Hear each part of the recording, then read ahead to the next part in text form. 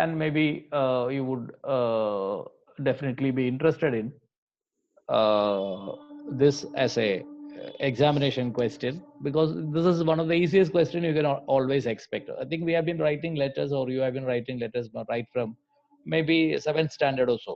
Many those who are in English medium would definitely had an experience of writing letters from maybe a lower as early as in 4th standard, right? So we will be looking for letters which are rather formal in nature. And I don't think that I've never come across a question for a personal letter in college level. All questions are likely to be official or formal letters. So the first part of the unit, planning a letter. So you need to plan. Though there is a format, you have to just reflect on it somehow before you actually make a final writing. Do SAP.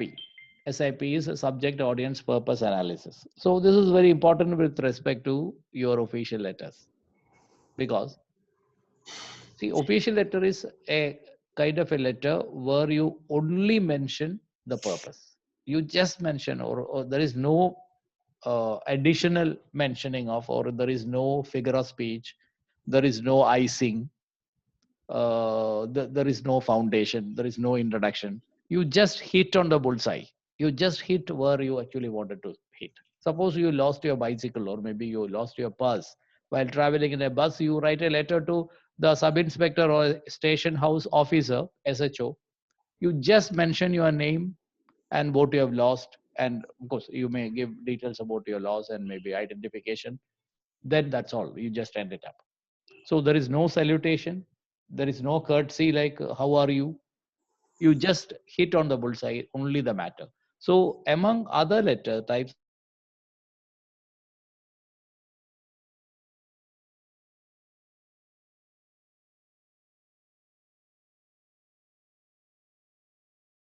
is one of the very crude format that you can definitely have. So you just reflect on the subject before you write, also the audience, what kind of a person you are going to address this, and also the purpose. Only three things should be mentioned. Only purpose should be mentioned, but you should also keep it in mind what is the subject and what is the audience. Gather information to complete a letter, because you should know whom it should be addressed, right? Normally you get letters, write a letter principal, you plan to have a tour from your department, or you may have to hold a seminar, or you may have to do a association inauguration, or you may have to do a kind of a cultural activity with respect to your class or maybe college. You write a letter to principal.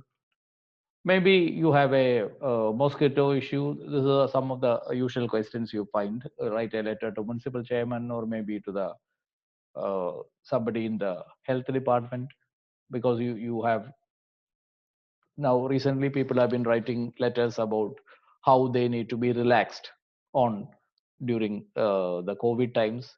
Many of us even had at least written one or two letters about we should be that we should be allowed to travel, right. നമുക്ക് നേരത്തെ സർക്കാർ പറഞ്ഞിരുന്നു കയ്യിലൊരു കത്ത് വെക്കണം, എങ്ങോട്ടാ പോകുന്നത്, എത്ര സമയം എടുക്കും എന്നൊക്കെ ഉള്ളത്. അതൊക്കെ നമ്മൾ പലരും ചെയ്തിട്ടുണ്ട്. നിങ്ങൾക്കറിയാം, നിങ്ങൾ പലരും തന്നെ ഈ കത്തെഴുതി കയ്യിൽ വെച്ചിട്ട് യാത്ര ചെയ്ത ആൾക്കാരുണ്ടാവും. ഞാനൊക്കെ യാത്ര ചെയ്തിട്ടുണ്ട് കത്ത് എഴുതി കയ്യിൽ വെച്ചിട്ട്. And I think twice or thrice I was also checked, and police were very strict about those. അപ്പൊ ഈ ലെറ്റർ ഒക്കെ ഫോർമൽ കാറ്റഗറിയിൽ വരുന്നതാണ്.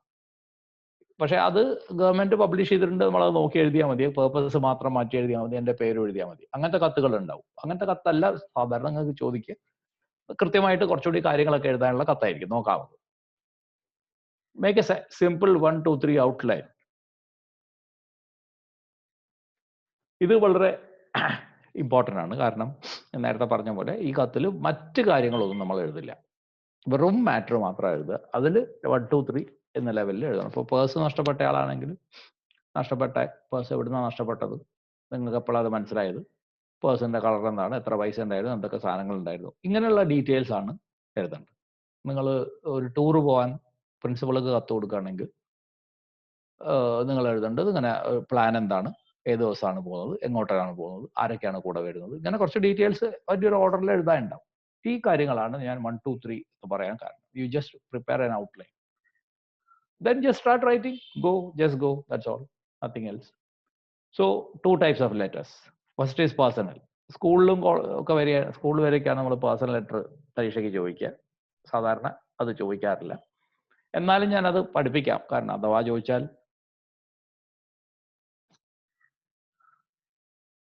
നിങ്ങൾക്കൊരു പ്രയാസം ഉണ്ടാവണ്ടല്ലോ. Personal and formal. Personal letter is constructed. I'm just listing a few reasons. There are more you can list. To thank, to give news and greetings, to make arrangements, and also to wish people, right? Just for the sake of writing letters. നമ്മൾ പണ്ടൊക്കെ നിങ്ങൾക്ക് അറിയാം, friendship ഒക്കെ നമ്മൾ celebrate ചെയ്യുന്ന കത്തെഴുതിയിട്ടാണ്. അന്ന് കത്തെഴുതുക ഒരു വലിയ കാര്യമാണ്. ഈ പോസ്റ്റ്മാൻ ഒരു കത്ത് വരിക എന്ന് പറഞ്ഞാൽ നമുക്ക് ഭയങ്കര എക്സൈറ്റ്മെന്റ് ഉണ്ടാവും. ആര് കത്ത് വന്നാലും ശരി. ഇന്ന് അങ്ങനെ കത്തൊന്നും ആരും വരാറില്ല. ആ ഹാൻഡ് റൈറ്റിങ്ങിന് എന്തിനാ പറയുന്നത്, നമ്മളുടെ ദിൽവാലെ ദുൽഹനിയെ ലേ ജായേഗി എന്നുള്ള സെലിബ്രേറ്റഡ് സിനിമയുണ്ട്. ഞങ്ങൾ ചെറുപ്പകാലത്ത് വലിയ ഷാരൂഖ് ഖാൻ താരായിട്ടുള്ള സിനിമയാണ്. അതിൽ ഒരു സീനുണ്ട്, ഈ അമരീഷ് പുരി ലണ്ടനിൽ താമസിക്കുകയാണ്. അയാള് നാടിനെ ഭയങ്കരമായിട്ട് ആരാധിക്കുന്ന, എന്നാൽ ലണ്ടനിൽ കുറച്ച് കാലം താമസിച്ച് ബിസിനസ് ചെയ്യുന്നയാളാണ്. അദ്ദേഹത്തിന് നാട്ടിൽ നിന്ന് ഒരു കത്ത് വരും. ഒന്നുമില്ല, മകളുടെ കല്യാണം, മറ്റേ പഴയ സുഹൃത്തിന്റെ മകനായിട്ട് കല്യാണം ഉറപ്പിക്കാന്നൊക്കെ പറഞ്ഞ കത്താണ്. അപ്പൊ അയാള് ആ കത്തെടുത്ത് സന്തോഷിച്ചിട്ട് പറയും, ഭാര്യയോട് പറയുന്നുണ്ട്, മണത്ത് നോക്ക്, നാടിന്റെ ഒരു മണം ഉണ്ട് ഈ കത്തിന്. അത് ശരിക്കും ശരിയാണ് കേട്ടോ.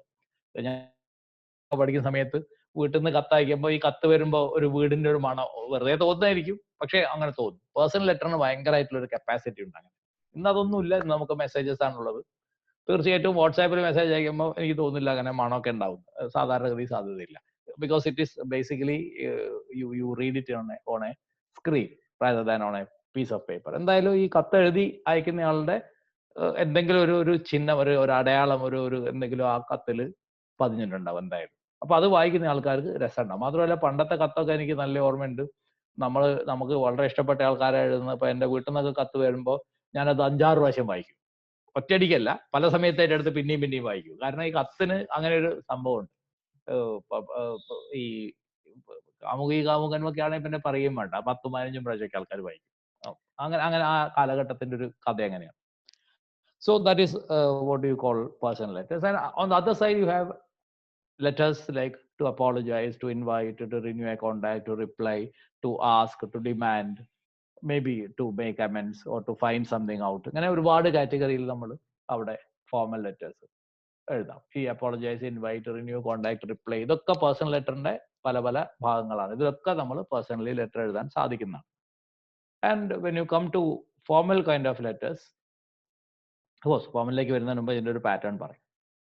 ഈ പാറ്റേൺ നിങ്ങൾ വളരെ ശ്രദ്ധിച്ച് കാണണം. നിങ്ങൾക്കിപ്പോൾ ഫ്രം ടു എഴുതുന്ന ഒരു പാറ്റേൺ എല്ലാവർക്കും അറിയേണ്ട, അത് ഫോർമൽ ലെറ്ററിന്റെ പാറ്റേൺ ആണ്. പേഴ്സണൽ ലെറ്റർ നമ്മൾ ഫ്രം ടു എഴുതേണ്ട ആവശ്യമില്ല. കാരണം എഴുതുന്ന ആൾ എല്ലാവർക്കും അറിയാം ടു അഡ്രസ്സും ഇമ്പോർട്ടൻ്റ് അല്ല. അപ്പൊ ഇതാണ് എൻ്റെ ഈ ടൈപ്സ് ഓഫ് ലെറ്റേഴ്സ്. അത് വായിക്കേണ്ട. This is how you begin. Use have the date line. Place and date ആണ് മുകളിൽ എഴുതുന്നത്. അത് താഴെ എഴുതിയാലും വിരോധമില്ല. ഞാൻ ഈ ഒരു പാറ്റേൺ ഫോളോ ചെയ്തു എന്നേ ഉള്ളൂ. ഇപ്പൊ കമ്പ്യൂട്ടറിലാണ് നമ്മൾ ചെയ്യുന്നതുള്ളതുകൊണ്ട് ഈ ഒരു കമ്പ്യൂട്ടറൈസ്ഡ് പാറ്റേൺ ആണ് നമുക്ക് ഉള്ളത്. അതുകൊണ്ടാണ് ഇങ്ങനെ കാണിക്കുന്നത്. ഇനി ഇത് താഴെ എഴുതിയാൽ കുഴപ്പമുണ്ടോ വെച്ചാൽ ഒരു കുഴപ്പമില്ല. മുകളിൽ എഴുതുന്ന ഞാനൊരു സ്റ്റൈൽ എടുത്തു എന്ന് മാത്രം. ആൻഡ് ഡിയർ എന്നുള്ള വാക്ക് നോർമലി എഴുതും. അത് മറ്റേ ഫോർമൽ ലെറ്ററിൽ എഴുതുന്നതിന് തെറ്റില്ല. Dear is a very respectful kind of a address, right? So dear Jacob and Deepa. സാധാരണഗതിയിൽ നമ്മൾ ഇനി പേഴ്സണൽ കത്തെഴുതുമ്പോൾ ആളെ പേര് മാത്രം ഏറ്റവും ഷോർട്ടസ്റ്റ് പേര് എഴുതും. ഇനീഷ്യലൊന്നും സാധാരണ ആൾക്കാർ എഴുതാറില്ല. എനിക്ക് കത്തെഴുതുമ്പോൾ ഡിയർ പ്രശാന്ത് വി ജി എന്ന് എഴുതൂലായിരുന്നു. പ്രശാന്ത് മാത്രമേ എഴുതൂ. അതായത് അടുപ്പത്തിന്റെ ഒരു ലക്ഷണം. Yeah, you can just read the content. We had the news, congratulations, birth of Manna. We are all delighted, glad to hear that everything went well, etc., etc., etc. Yeah, ഇത് നമ്മൾ എന്ത് ചോദിച്ചാൽ ഗൂഗിളിൽ നിന്ന് ഒരു എന്താ പറയുക റെഡിമെയ്ഡ് സാധനം കിട്ടും.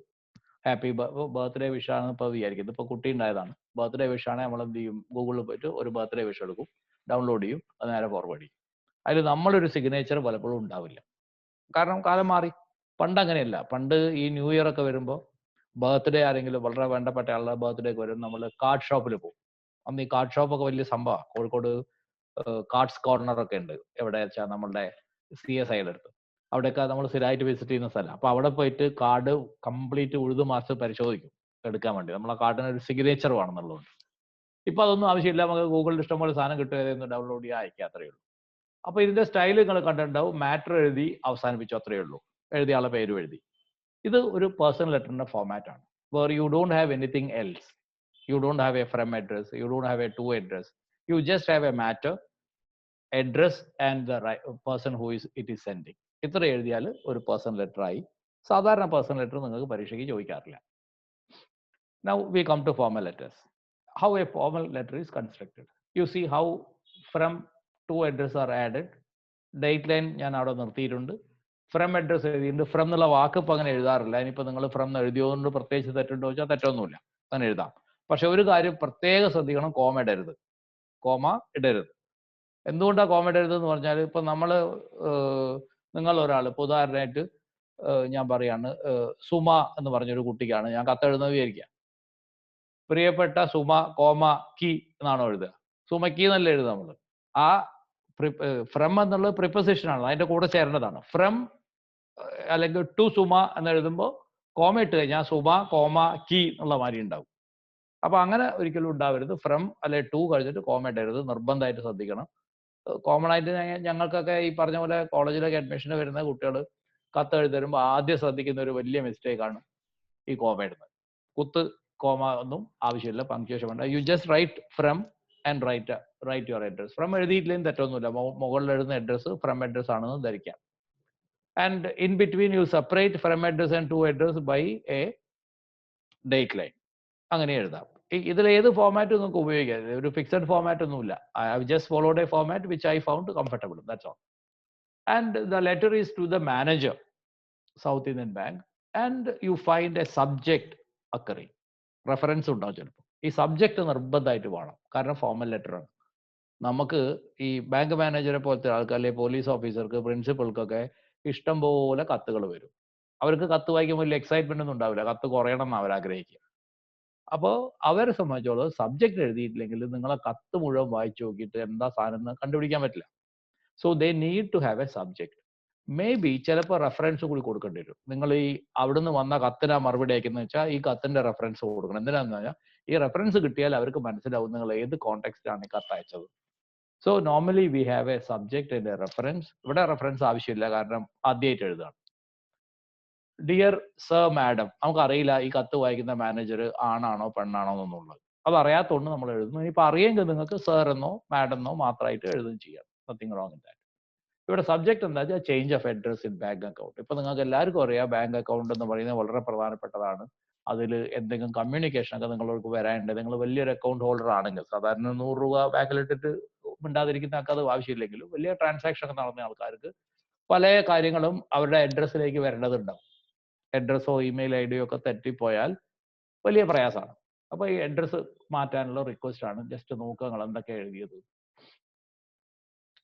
This letter, I'm writing this letter to notify the change of address in my bank account. ഏത് ബാങ്ക് അക്കൗണ്ട് ആണ് എന്ന നമ്പർ നമ്മൾ എഴുതണം, എന്നാലും നമുക്ക് ഐഡന്റിഫൈ ചെയ്യാൻ പറ്റും. പേരല്ല ബാങ്ക് അക്കൗണ്ടിന് പ്രധാനപ്പെട്ടത്, നമ്പറാണ്. ദ പ്രീവിയസ് അഡ്രസ് വാസ് എന്തായിരുന്നു? ഗീതാലയം, ജനതാ റോഡ്, ചാലക്കുടി എന്നായിരുന്നു. And my new address is given above. പുതിയ address Kalanilayam, canal road, Chalakudy. ഈ അഡ്രസ്സിലേക്ക് മാറ്റണം. അപ്പോൾ ബാങ്കിന്റെ റെക്കോർഡ്സിൽ പഴയ അഡ്രസ്സ് മാറ്റിയിട്ട് പുതിയ അഡ്രസ്സ് കൊടുക്കണം. ഇതാണ് നമ്മുടെ ആവശ്യം. Please make necessary changes in your records. ഇതാണ് നമ്മുടെ ആവശ്യം. അപ്പൊ നിങ്ങൾ കത്തിന്റെ ഒരു സ്വഭാവം നോക്കുക, എന്ത് ക്രിസ്പായിട്ടാണ് എഴുതിയിട്ടുള്ളത്. വെറും കാര്യം മാത്രം. എൻ്റെ അഡ്രസ്സ് ABCD എന്നായിരുന്നു, അത് നിങ്ങൾ PQRS എന്നായിട്ട് മാറ്റണം. Thank you. ഇത്രേ ലെറ്ററിന്റെ ആവശ്യമുള്ളൂ. പിന്നെ സല്യൂട്ടേഷൻ അവസാനം നോക്കുക, നിങ്ങൾ യുവർ സിൻസിയർലി എന്നൊക്കെ പറഞ്ഞ് കൊടുത്തിട്ടുണ്ട്, അതും വേണം. അത് എവിടെ ഇല്ല? പേഴ്സണൽ ലെറ്ററിൽ അതൊന്നും ഉണ്ടായിരുന്നില്ല. അപ്പോൾ പേഴ്സണൽ ഫോർമലിലേക്ക് വരുമ്പോൾ നമ്മൾ കൊടുക്കുന്ന ഒരു രീതി എന്താന്ന് പറഞ്ഞാൽ കുറെ കൂടി ഒഫീഷ്യൽ സ്വഭാവം ഉണ്ടാവും. പിന്നെ ആ ഒഫീഷ്യൽ സ്വഭാവത്തിന്റെ ഭാഗമായിട്ട് ടു, ഫ്രം അങ്ങനത്തെ കുറച്ച് സാധനങ്ങൾ വെക്കും. പിന്നെ സബ്ജക്റ്റ് വെക്കും.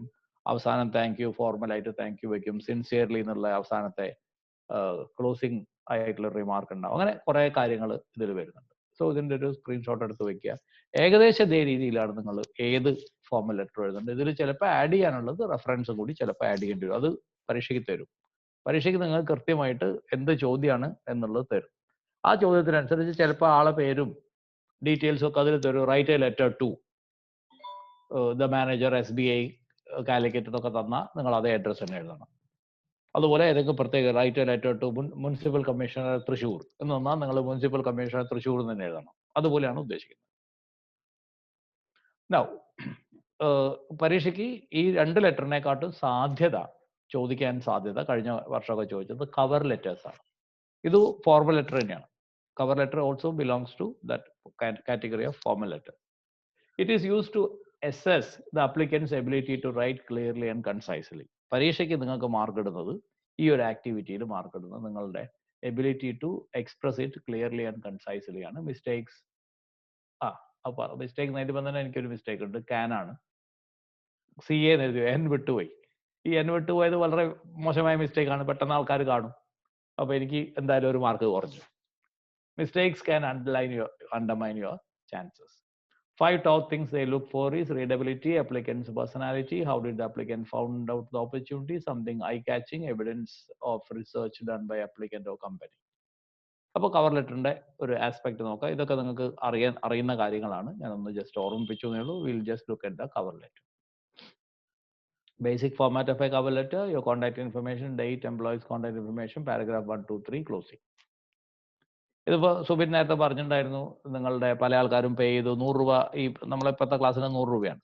ഈ 100 രൂപ അടച്ച ഒരു 7-8 ആൾക്കാരെങ്കിലും വ്യക്തമായ പേരൊന്നും അറിയാത്തതുണ്ട്. നമ്മൾ വല്ല രാശിയൊക്കെ വെച്ചിട്ട് അല്ലെങ്കിൽ പണിക്കരൊക്കെ എടുത്ത് പോയിട്ടൊക്കെ കണ്ടുപിടിക്കേണ്ടി വരും ഇത് ആരാ അടച്ചത്. അപ്പോൾ ബേസിക്കലി കുട്ടികൾക്കും വലിയ ആൾക്കാർക്കും ഒക്കെ പറ്റുന്ന ഒരു ചെറിയ മിസ്റ്റേക്കാണ്. നിങ്ങൾ പൈസയ്ക്ക് അടയ്ക്കും, പക്ഷേ നിങ്ങൾ ആരാ അടച്ചതെന്ന് കൃത്യമായിട്ട് പറയില്ല. അതുകൊണ്ട് നമ്മൾ ഇത് അന്വേഷിച്ച് നടക്കേണ്ടി വരും ആരാ അടിച്ചെന്നുള്ളത്. അപ്പോൾ ഈ ഒരു ഇഷ്യൂ എല്ലാ സ്ഥലത്തും വരുന്നതാണ്. ഒരു 90% ആൾക്കാർ നന്നായി ചെയ്യും, ഒരു 5% ആൾക്കാർ ലേശമൊക്കെ അപകടത്തരം ചെയ്യും, ഒരു 5% ആൾക്കാർ ആർക്കും കണ്ടുപിടിക്കാൻ പറ്റാത്ത രീതിയിൽ ചെയ്യും. ഇതെല്ലാ സ്ഥലത്തും ഉള്ളതാണ്, തെറ്റൊന്നുമില്ല. എന്തിനാ നിങ്ങളെ പേര് എഴുതരാൻ പറഞ്ഞാൽ തന്നെ 90% ആൾക്കാർ മര്യാദയ്ക്ക് എഴുതും. ബാക്കിയുള്ള ആൾക്കാർ എഴുതിയാൽ അത് വായിക്കാൻ കുറച്ച് പ്രയാസം ഉണ്ടാവും. പേരേതാ ഇനീഷ്യൽ ഏതാ മനസ്സിലാവില്ല. വേറെ ചില ആൾക്കാർ അതേ ഒന്നും മനസ്സിലാവില്ല. അങ്ങനെയൊക്കെയുള്ള രീതിയിൽ ആൾക്കാർ സാധാരണഗതിയിൽ എഴുതാറുണ്ട്. So nothing wrong in that. So this is the basic idea. Right. Cover letters. ഈ കവർ ലെറ്റർ ഞാൻ ഒരു കമ്പനിയിൽ ജോലിക്ക് വേണ്ടി എഴുതുന്നതെന്നാണ് ഞാൻ വിചാരിക്കുന്നത്. അതാണ് ഞാൻ ഇതിൻ്റെ ഉദ്ദേശിച്ചത്. കവർ ലെറ്റർ പല രീതിയിൽ എഴുതാം, പലതിനും കവർ ലെറ്റർ എഴുതേണ്ടി വരും. ഇത് നമ്മൾ ഒരു റെസ്യൂമിൻ്റെ കവർ ലെറ്ററാണ് നമ്മൾ എഴുതുന്നത്.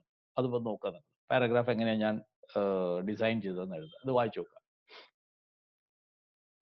ഗ്ലോബൽ നെറ്റ്വർക്കിംഗ് കമ്പനിയിലേക്കാണ് ഞാൻ ആപ്ലിക്കേഷൻ കൊടുക്കുന്നത്. അതിൻ്റെ ഓപ്പണിംഗ് സെൻറ്റൻസ് ഞാൻ എഴുതി നോക്കുക.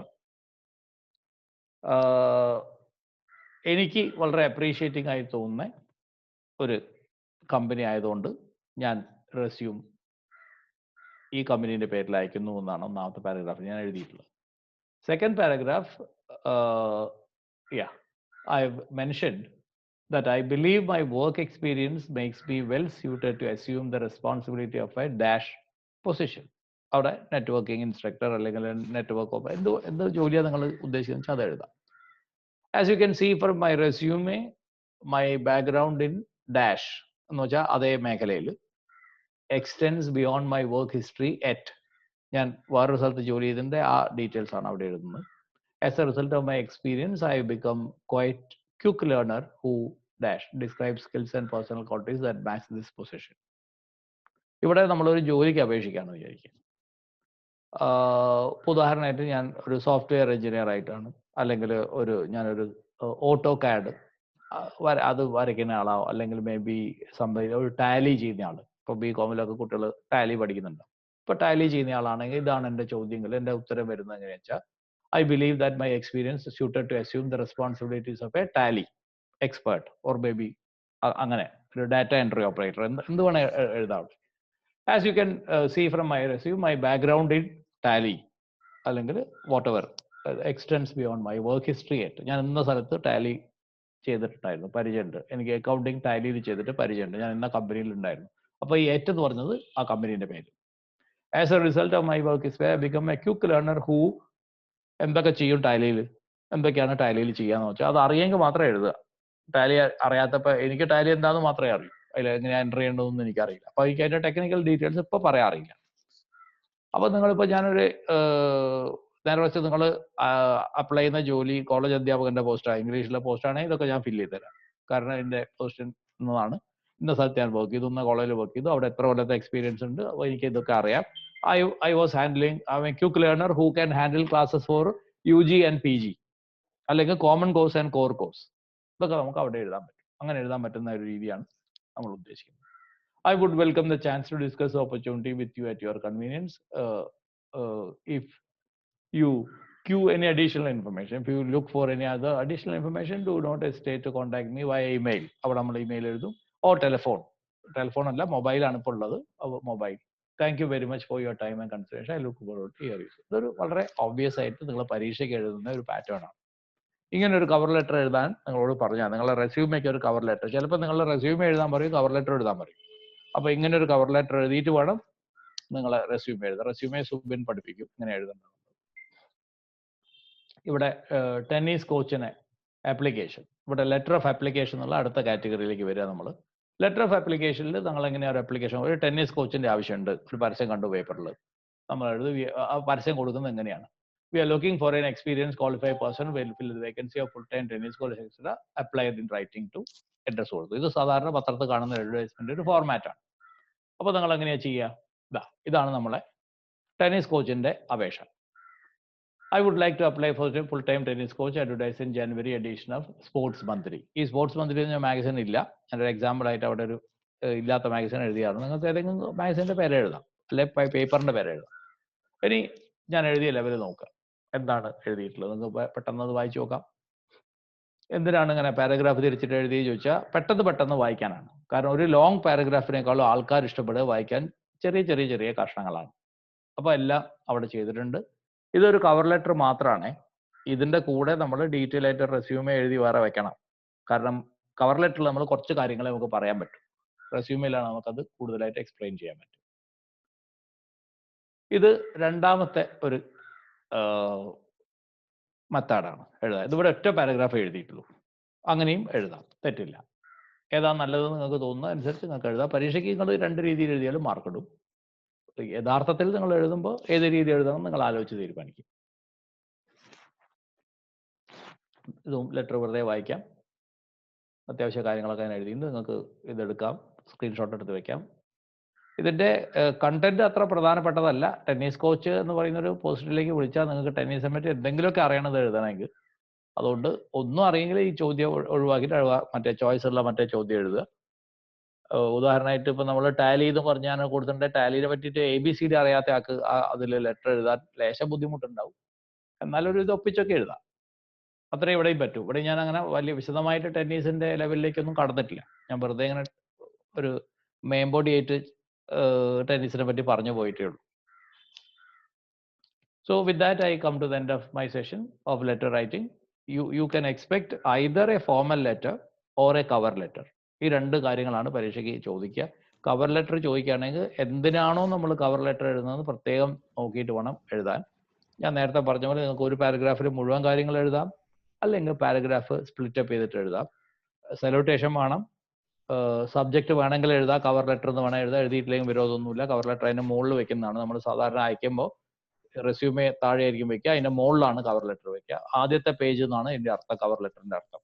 അപ്പോൾ അതിൽ ഫ്രം അഡ്രസ് വേണം, ടു അഡ്രസ് വേണം, സബ്ജക്റ്റ് വേണമെങ്കിൽ എഴുതാൻ തെറ്റില്ല, എഴുതിയിട്ടില്ലെങ്കിൽ കുഴപ്പമില്ല. ഒരു പാരഗ്രാഫോ അല്ലെങ്കിൽ സ്പ്ലിറ്റ് അപ്പ് ചെയ്തിട്ട് 3-4 പാരഗ്രാഫും വേണം. ഡേറ്റ് ലൈൻ വേണം. അവസാനം യുവേഴ്സ് ഫെയ്ത്ത്ഫുള്ളി താങ്ക് യു എന്നൊക്കെ പറഞ്ഞിട്ട് അവസാനിപ്പിക്കണം. നോർമലി നമ്മൾ കമ്പ്യൂട്ടറിൽ അയക്കുമ്പോൾ സൈൻ ചെയ്യാറില്ല. ഹാർഡ് കോപ്പിയാണ് അയക്കുന്നതെങ്കിൽ സൈൻ ചെയ്യണം. അത്രയും കാര്യങ്ങൾ ഒറിജിനലായിട്ട് എഴുതുമ്പോൾ. പരീക്ഷയ്ക്ക് എഴുതുമ്പോൾ സൈൻ ചെയ്താലും ചെയ്തിട്ടില്ലെങ്കിൽ പ്രശ്നമില്ല.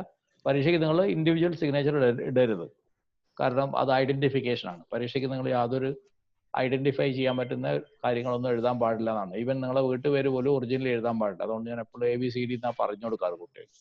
കാരണം അത് വലിയൊരു ഇഷ്യൂ അല്ല, പക്ഷെ ആരെങ്കിലും അത് കുത്തിപ്പൊക്കിയാൽ നിങ്ങളെ പരീക്ഷ ക്യാൻസൽ ചെയ്യാനുള്ള സാധ്യതയുണ്ട്. അങ്ങനെ സ്വന്തം നിങ്ങൾ ഐഡന്റിഫിക്കേഷൻ നടത്തുക. അതായത് നിങ്ങൾ നമ്പർ ഒന്ന് നിങ്ങൾക്കറിയാം, പരീക്ഷയ്ക്ക് നിങ്ങൾ ഒരു സ്ഥലത്ത് മാത്രമേ നമ്പർ എഴുതൂ. നടുക്കൊക്കെ വേറെ എവിടെയും നമ്പർ കൊണ്ട് എഴുതിയാൽ അങ്ങനെ എഴുതി കാണാറുണ്ട് ഇടയ്ക്ക് കുട്ടികൾ. പക്ഷെ അത് നിങ്ങളെ ഡിസ്ക്വാളിഫൈ ചെയ്യാൻ മതിയായ കാരണമാണ്. അതുകൊണ്ട് അത് ശ്രദ്ധിച്ചിട്ട് ചെയ്യും. Right. So Prem, are you there? I am just winding it up. So thank you. So I am back.